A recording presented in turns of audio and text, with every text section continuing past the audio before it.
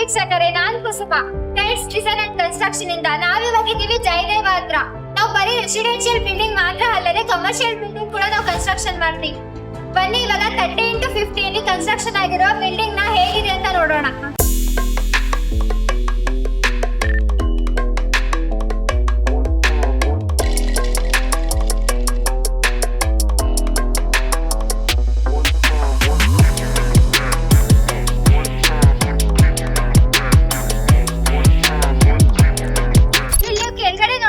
Chutney work ನ ಮಾಡಿದೀವಿ. ಇದು ಕೂಡ ನಮ್ಮ ಪ್ಯಾಕೇಜ್ ಅಲ್ಲೇ ಬಂದಿರುತ್ತೆ. ಇನ್ನು ನೀವು ಫ್ರಂಟ್ ಎಲಿವೇಶನ್ ನೋಡಬಹುದು, ತುಂಬಾ ಸಿಂಪಲ್ ಆಗಿ ಮಾಡಿರುವಂತದ್ದು. ಇನ್ನು ಈ ಕಡೆ ಲೆಫ್ಟ್ ಸೈಡ್ ಅಲ್ಲಿ ನೋಡೋದಾದ್ರೆ ನಾವು ಗ್ರೂ ಕಟ್ಟಿಂಗ್ ನ ಮಾಡಿದೀವಿ. ಅಲ್ಲಿ ನೋಡೋದಾದ್ರೆ ನಾವು ಬಾಕ್ಸ್ ಟೈಪ್ ಅಲ್ಲಿ ಗ್ರೂ ಕಟ್ಟಿಂಗ್ ನ ಮಾಡಿರುವಂತದ್ದು. ಇದು ಕಮರ್ಷಿಯಲ್ ಬಿಲ್ಡಿಂಗ್ ಆಗಿರೋದ್ರಿಂದ ನಾವು ಇಲ್ಲಿ ಸೇಫ್ಟಿ ಪರ್ಪಸ್ ಗೆ 2 ಗೇಟ್ ಎಂಎಸ್ ಗೇಟ್ ನ 10 ಫೀಟ್ ಹೈಟ್ ಮಾಡ್ಕೊಟ್ಟಿದೀವಿ. ಬನ್ನಿ ಅವ್ರ ಬಿಲ್ಡಿಂಗ್ ಹೇಗಿದೆ ಅಂತ ನೋಡೋಣ. ಇಲ್ಲಿ ನಾವು ವಿಶಾಲವಾದ ಪಾರ್ಕಿಂಗ್ ಏರಿಯಾ ನೋಡ್ತಾ ಇದೀವಿ. ಇಲ್ಲಿ ಕೆಳಗಡೆ ಹಾಕಿರೋ car parking time per square feet 50 ರೂಪಾಯಿಂದ ಸ್ಟಾರ್ಟ್ ಆಗುತ್ತೆ. ಇಲ್ಲಿ ನೋಡಬಹುದು ನಾವು ವಾಲ್ ಕ್ಲಾಡಿಂಗ್ ನ್ಯಾಚುರಲ್ ಸ್ಟೋನ್ ಇಂದ ಮಾಡಿರೋಂಥದ್ದು. ಬನ್ನಿ ಇವಾಗ ಒಳಗಡೆ ಹೇಗಿದೆ ಅಂತ ನೋಡೋಣ. ಇದೆಲ್ಲ ರೂಮ್ಸ್ ಬರುತ್ತೆ, ವರ್ಕರ್ಸ್ ಗೋಸ್ಕರ ಕೊಟ್ಟಿರುವಂತದ್ದು. ಇದೆಲ್ಲ ಲ್ಯಾಮಿನೇಟೆಡ್ ಡೋರ್ಸ್ ವಿತ್ ರೆಡ್ ಸಾಲ್ ಫ್ರೇಮ್ ಬರುತ್ತೆ.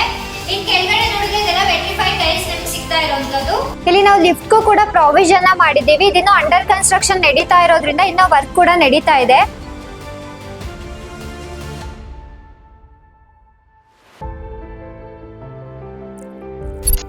ಇಲ್ಲಿ ಬರ್ತಾ ಇದ್ದಂಗೆ ನಮಗೆ ಇದು ವಿಶಾಲವಾದ ಹಾಲ್ ತರ ಸಿಗುತ್ತೆ. ಇದನ್ನ ಕಿಚನ್ ಆಗಿ ಕೂಡ ಯುಟಿಲೈಸ್ ಮಾಡ್ಕೋಬಹುದು.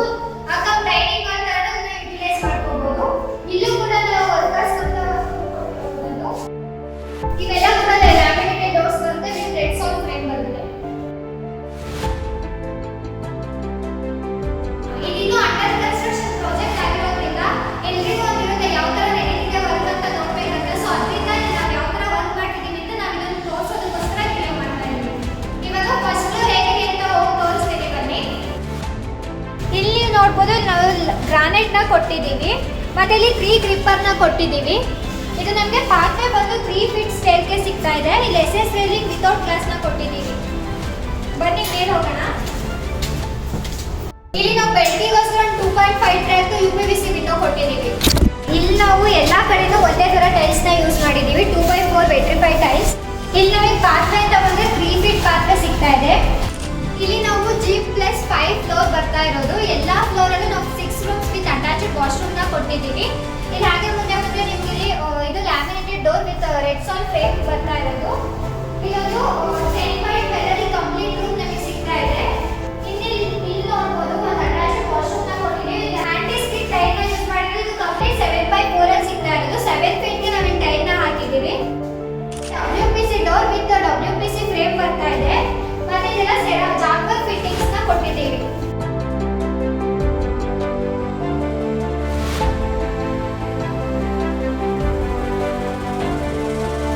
ಬನ್ನಿ ಇನ್ನೊಂದು ರೂಮ್ ಹೋಗೋಣ.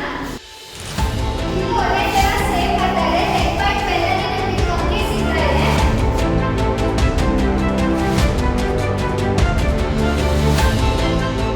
ಇಲ್ಲೂ ಕೂಡ ವಾಶ್ರೂಮ್ ನ ಕೊಟ್ಟಿದ್ದೀವಿ.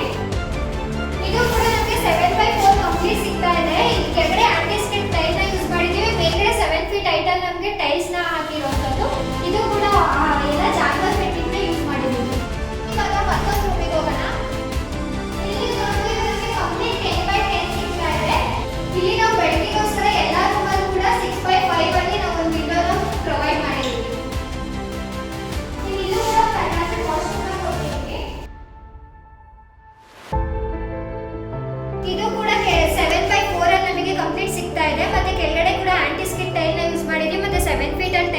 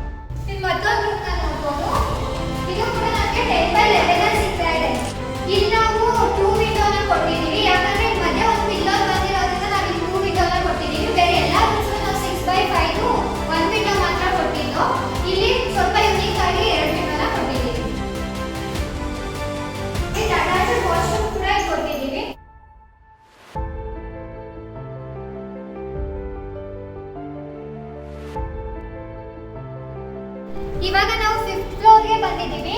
ಇಲ್ಲಿ ಒಂದು ಜಿಮ್ ರೂಮ್ ನ ನೋಡ್ಬೋದು ನೀವು.